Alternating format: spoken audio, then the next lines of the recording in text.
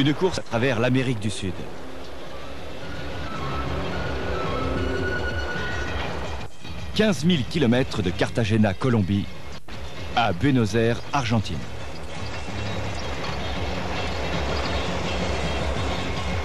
Le premier rallye d'aventure transamazonien.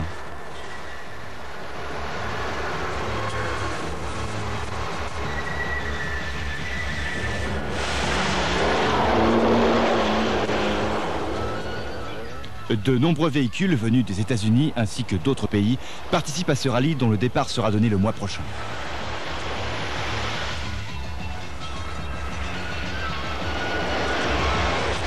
Les conducteurs affronteront des routes difficiles. Des situations délicates. Des risques d'accident. C'est le lot que leur réserve le rallye hors-piste le plus disputé du monde. Leur parcours leur fera traverser la jungle amazonienne, les hautes altitudes de la cordillère des Andes, les vastes étendues de la Pampa argentine, l'adversité du désert,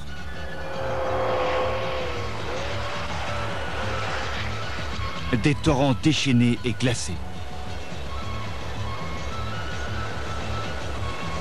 Tout cela dans l'ambiance pittoresque du continent latino-américain.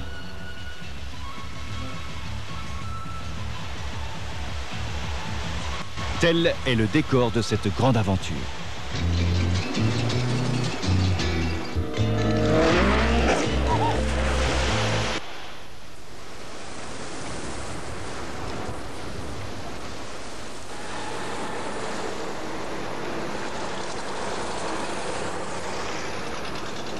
Le lieu du départ se situe à 15 km de la vieille ville fortifiée des conquistadors espagnols, le long de la plage de Boco Grande.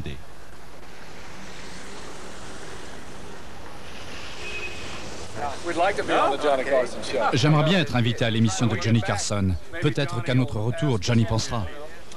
Bien que la plupart des 250 participants aient l'espérance d'y arriver, Buenos Aires leur paraît plus lointain que la Lune.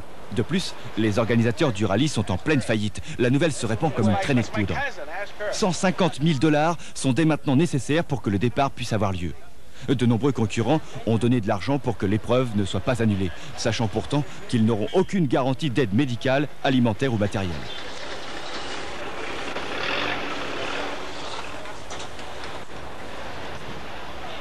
Quelques engagés se sont retirés de la compétition. Mais les vétérans du tout-terrain apprécient le défi. Ron Claiborne de Seattle. Pour la première fois dans l'histoire des sports automobiles internationaux, les participants se sont rassemblés et ont réellement pris le contrôle d'une compétition internationale primordiale. De Fort Lauderdale, Charley Pitt et son Harley Davidson. C'est le plus long des rallyes, presque 15 000 km. Les voitures ont toutes les chances de casser sur une telle distance. En fait, rien ne peut en sortir indemne. Chris Coveney de Northbrook, Illinois, professionnel du motocross depuis 10 ans, s'inquiète avant tout des conditions climatiques.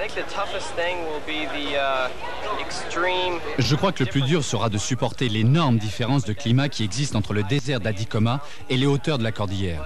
Il faut prévoir beaucoup de changes pour rester sec et éviter d'avoir froid ou trop chaud, et cela durant le même jour. Inquiétude également chez ce conducteur d'un camion de la Seconde Guerre mondiale. C'est 1000 km par jour, ça va nous tuer. On risque vraiment d'y rester. C'est la seule chose qui m'inquiète vraiment. Le camion, lui, devrait tenir le coup.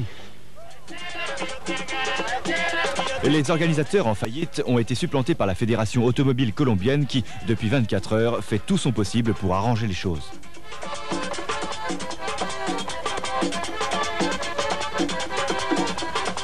Les Colombiens, de leur côté, sont ravis de ce retard.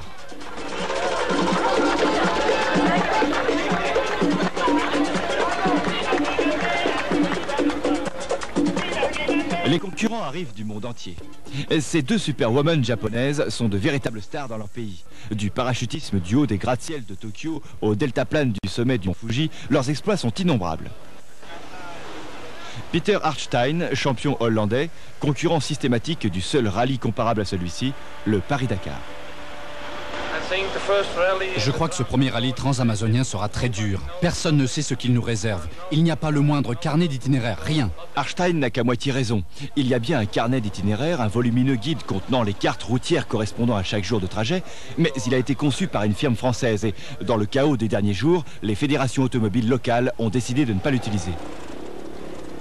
En clair, cela veut dire que ce rallye se déroulera sur un itinéraire unique. Voiture 74, on a prévu de gagner. Direction la ligne de départ. Et finalement, armés d'une traditionnelle carte routière, les concurrents du premier rallye transamazonien s'envolent de la ligne de départ.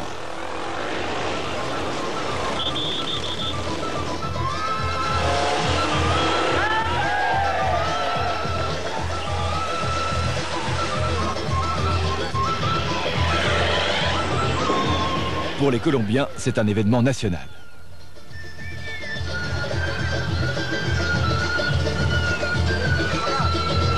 Juste après le départ, les premières pannes. Pilote Lorenzo Pearson de Palos Verdes, Californie. Mauvais fonctionnement de la carburation. C'est rien, nous avons trop anticipé en mettant un mélange très riche en plomb pour l'altitude. Le moteur chauffait, alors on va vidanger.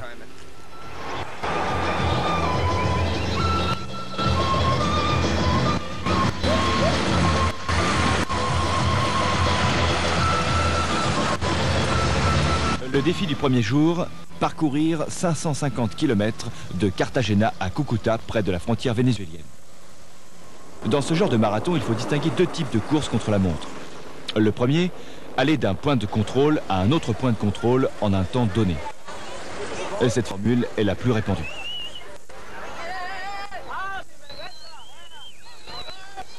Le deuxième type s'applique à de très longs parcours, sans limitation de temps ou de vitesse. Que le plus rapide gagne. Ces parcours empruntent généralement des routes dangereuses et en très mauvais état. En termes techniques, ces portions s'appellent des spéciales.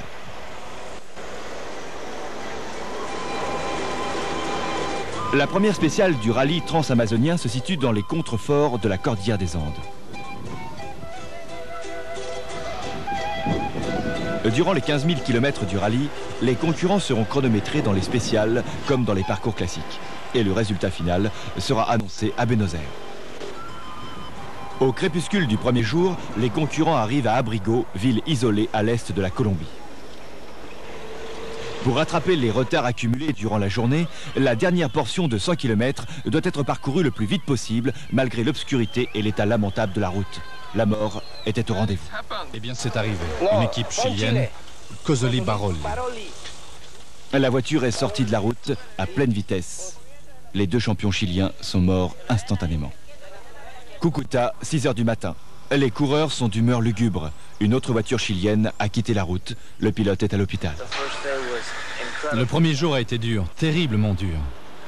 Mais nous n'allons pas déjà abandonner. Les concurrents ont conduit durant toute la nuit. Ils sont exténués. Que pensez-vous de ce premier jour? C'était facile. Facile? Je suis prêt à le refaire. Au départ du deuxième jour, il manque de nombreux concurrents. Un éboulement important survenu pendant la nuit les bloque dans la montagne. Nous n'avons pas de pneus de rechange. Il faut faire attention. C'est le premier parcours dans les hauteurs du massif andin, à 3500 mètres. Le brouillard est tellement épais que les taxis de la région préfèrent attendre qu'il se lève. Mais les coureurs n'ont pas le choix. Ils ont devant eux 700 km à parcourir pour rejoindre Bogota, capitale de la Colombie.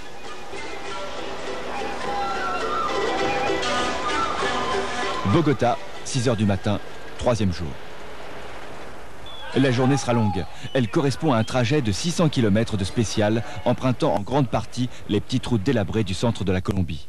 Mais les pilotes commencent à s'habituer à la cadence. Ils ont fait du bon boulot. Le rallye s'améliore de jour en jour. Je trouve que c'est très bien organisé. J'apprécie l'attitude des Colombiens. Ils ont vraiment bien arrangé les choses. J'ai l'impression que nous allons nous balader aujourd'hui. Nous ne traverserons les Andes que quelques fois et nous nous arrêterons peu après la tombée de la nuit.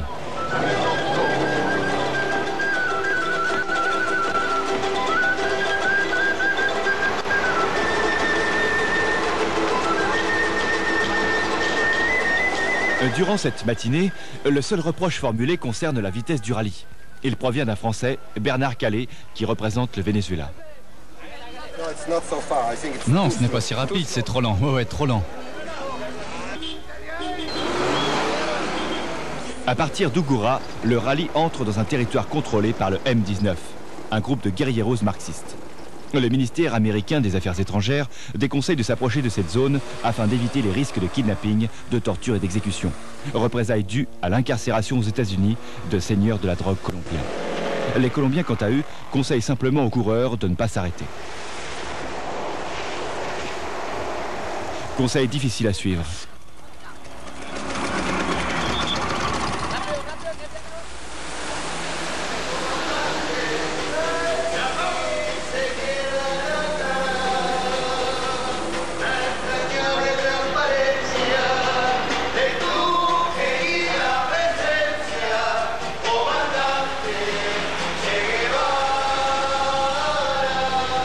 En approchant de La Plata, prétendu centre de production de la cocaïne, les coureurs ne rencontrent que l'enthousiasme de jeunes femmes.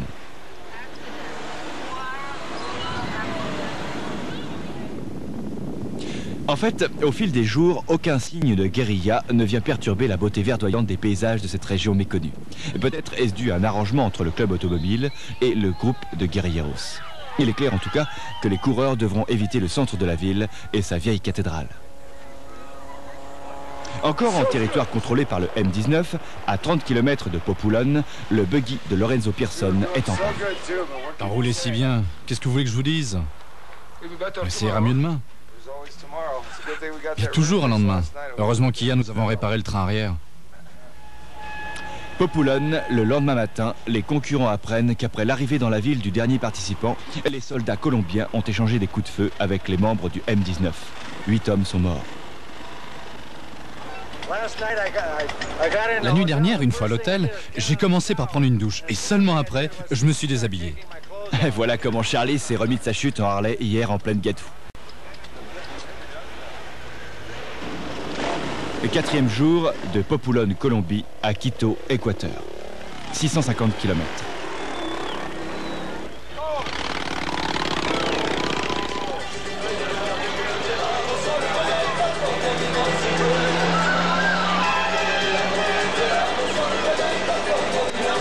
En ce dernier jour de rallye en Colombie, les imperfections de préparation se font sentir.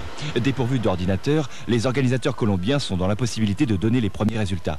Il n'y aura donc pas de classification officielle avant l'Équateur.